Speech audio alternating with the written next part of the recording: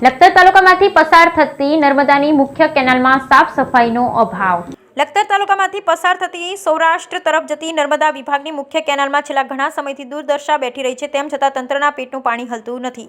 ત્યારે લખતર તાલુકામાંથી પસાર થતી નર્મદા કેનાલોની હાલત દયનીય બની રહી છે. એશિયાના સૌથી મોટા પમ્પિંગ સ્ટેશન એવા લખતરના ઢાંકી પમ્પિંગ સ્ટેશન તરફથી સૌરાષ્ટ્ર તરફ જતી નર્મદા વિભાગની મુખ્ય કેનાલોની અંદર બંને બાજુની તરફ યોગ્ય જાળવણી અને સાફ સફાઈના અભાવને કારણે કેનાલોની અંદર મોટા પ્રમાણમાં શેવાળ, ઘાસ, ઝાડી ઝાંખરા સહિતની વનસ્પતિ ઉગી નીકળે છે.